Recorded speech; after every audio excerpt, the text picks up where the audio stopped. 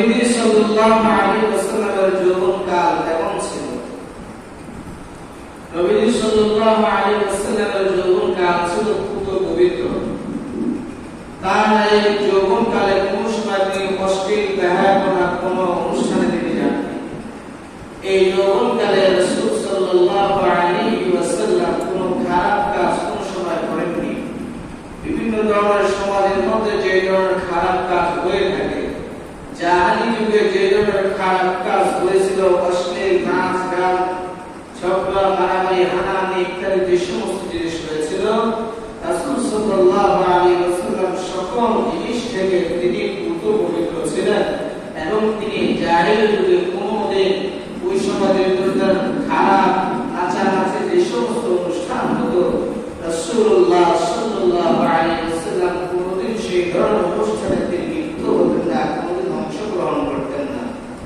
ইবনে Hisham রাহমাতুল্লাহি আলাইহি নবীর যৌবনকালের বিবরণ তিনি তুলে ধরেন।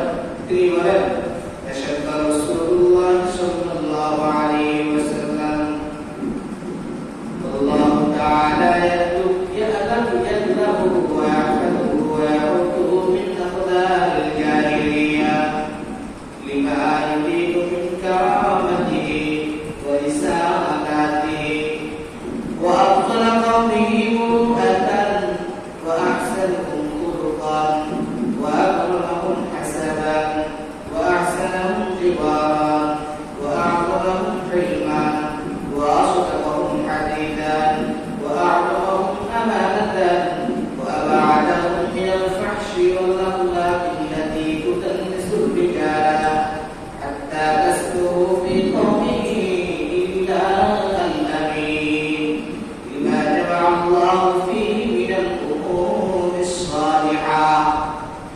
Ibnu Hisham rahmatullah alayhi siratul umur mudhil Quran fashabba Rasulullah sallallahu alaihi wasallam Nabi sallallahu alaihi wasallam যখন তিনি যুবক হলেন, আল্লাহ রাব্বুল আলামিন তাকে রক্ষণাবেক্ষণ করলেন এবং তাকে সকল ধরনের ষড়যন্ত্র থেকে হেফাজত করলেন। ওয়া ইয়াউদুহু মিন aqdaril জাহিলিয়া, এবং জাহিলি জামানার যত ধরনের খারাপ উপরাপি আছে সব কিছু থেকে তাকে হেফাজত করলেন। লিমা ইউরিদু বিহি মিন কারামাতিহি ওয়া রিসালাতিহি, কেননা আল্লাহ রাব্বুল আলামিন চান যে মুহাম্মদ রাসূলুল্লাহ সাল্লাল্লাহু আলাইহি ওয়াসাল্লামকে সম্মানিত করতে এবং রিসালাত দান করতে। ওয়া কারামিহি ওয়াতা, এবং তার কওমের মধ্যে বংশের মধ্যে বিরোধশীল ভালো মানুষ। ওয়া আহসানুহুম খুলুকা, আল্লাহ রাসূল সাল্লাল্লাহু আলাইহি ওয়াসাল্লামের চরিত্র ছিল উত্তম চরিত্র। ওয়া আকরামুহুম হাসানান, বংশের দিক দিয়ে ছিলেন উঁচু বংশাধিকারী, সম্মানী। ওয়া আলাহুম হিলমান, এবং সহযোগিতার ক্ষেত্রে তিনি ছিলেন মহান। ওয়া আসদাকাহুম হাদিসা, এবং কথাবার্তা ইত্যাদি সব কিছুর ক্ষেত্রে তিনি ছিলেন অধিক সত্যবাদী। ওয়া আ'লামুহুম আমানা, বিশ্বস্ততার ক্ষেত্রে তিনি ছিলেন মহান।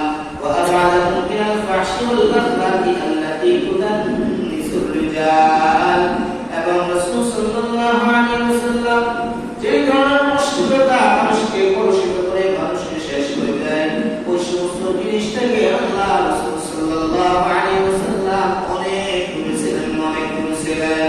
রাসূল সাল্লাল্লাহু আলাইহি ওয়াসাল্লামের যৌবনকালটা এমন ছিল খুব পবিত্র, যার মধ্যে কোনো ধরনের কোনো দাগ নাই, কোনো খারাপ রেকর্ড নাই। রাসূল সাল্লাল্লাহু আলাইহি ওয়াসাল্লামের যৌবনকালে কোনোদিন কোনো খারাপ কাজ করেন নাই। রাসূলের আদর্শ যদি যুব সমাজের মধ্যে চলে আসে, তাহলে ওই যুব সমাজ তবে কোনোদিন সমাজের মধ্যে কোনো ধরনের খারাপ কাজ কোনোদিন করবে না।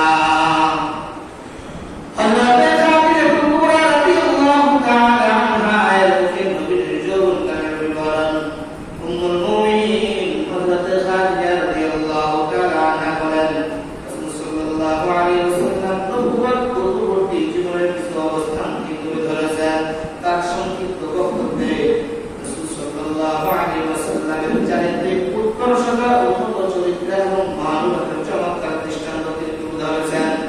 খাদিজা রাদিয়াল্লাহু তাআলা আনহা বলেন, "ওয়াল্লাহি মা আহদিকাল্লাহু আবাদা ইন্নাকা লাতাশি الغيب وتعين على نوائب الحق. ما خديجة الكبرى رضي الله تعالى عنها رسول الله صلى الله عليه وسلم বলেন আপনাকে কখন লাঞ্ছিত করবেন না। আপনি তো আপনি সঙ্গে সঙ্গে সদাচরণ করেন, সম্পর্ক রাখেন, অসহায় ব্যক্তিদের দায়িত্ব গ্রহণ করেন, ঈশ্বরকে আপনি সহযোগিতা করেন, মেহমানকে আপনি আপ্যায়ন করেন, সম্মান করেন এবং ভক্তদের দুর্দশাগ্রস্তকে আপনি সাহায্য করেন। এই কারণে আল্লাহ রাসূল সাল্লাল্লাহু আলাইহি ওয়াসাল্লামকে মা খাদিজাতুল কুবরা রাদিয়াল্লাহু তাআলা আনহা তিনি বলেন, আল্লাহি মা ইউসিকাল্লাহু আবাদা। আল্লাহ কসম, আল্লাহ আপনাকে কোনদিন তবে লাঞ্ছিত করবেন না। রাসূল সাল্লাল্লাহু আলাইহি ওয়াসাল্লামের আদর্শ অনুপ্রাণিত হয়ে এবং বিশ্বস্ততা এবং আমানতদারিতা রেখে আরবরা তার নাম দিয়েছিল আল-আমিন। যুবক মুহাম্মদুর রাসূলুল্লাহ সাল্লাল্লাহু আলাইহি ওয়াসাল্লামের আমানতদারিতা এবং সততা তাদের কাছে বিস্তৃত প্রসিদ্ধ। সকল এক বাক্যে তার সততা এবং বিশ্বস্ততার উপর স্বীকৃতি সবাই দিত। বিশ্বাসের জায়গা থেকে রাসূল সাল্লাল্লাহু আলাইহি ওয়াসাল্লামকে আরবরা বিভিন্ন সময়ে বিভিন্ন জিনিস আমানত রাখত, রাসূল সাল্লাল্লাহু আলাইহি ওয়াসাল্লামের কাছে জমা রাখত, কারণ তাদের কাছে মনে হতো আরবের মধ্যে সবচেয়ে বিশ্বস্ত এবং আমানতদার যিনি থাকে তিনি হলেন নবী আরবি যুবক মুহাম্মদুর রাসূলুল্লাহ সাল্লাল্লাহু আলাইহি ওয়াসাল্লাম। হাদিস শরীফে রাসূল সাল্লাল্লাহু আলাইহি ওয়াসাল্লাম তিনি এমন মানুষ ছিলেন, বলতেছেন কুরাইশরা বলেন রাসূল সাল্লাল্লাহু আলাইহি ওয়াসাল্লাম নবী মুক্ত হয়ে কুরাইশরা বলেন ওয়াকান কুরাইশুন তুসাম্মা রাসূলুল্লাহ সাল্লাল্লাহু আলাইহি ওয়াসাল্লাম ক্বাবলা আন ইনজালা আলাইহি ওয়াহয়ু আল-আমিন। সিরাত ইবনে হিশাম মধ্যে বলা হয়েছে আল্লাহ রাসূল সাল্লাল্লাহু আলাইহি ওয়াসাল্লামকে তার প্রতি সন্তুষ্ট হয়ে খুশি হয়ে তার আমানতদারিতা সততা দেখে ওই আরবের লোকেরা রাসূল সাল্লাল্লাহু আলাইহি ওয়াসাল্লামের নবুয়ত লাভ করার পূর্বে তাকে রাসূল সাল্লাল্লাহু আলাইহি ওয়াসাল্লামকে আল-আমিন বলে নামকরণ করেছেন। আল-আমিন নামের অর্থ বিশ্বস্ত, সত্যবাদী। রাসূল সাল্লাল্লাহু আলাইহি ওয়াসাল্লামের এমন চিঠি থেকে ওই আরবরা অনুপ্রাণিত হয়ে রাসূল সাল্লাল্লাহু আলাইহি ওয়াসাল্লামের নাম আল-আমিন রেখে দেয়।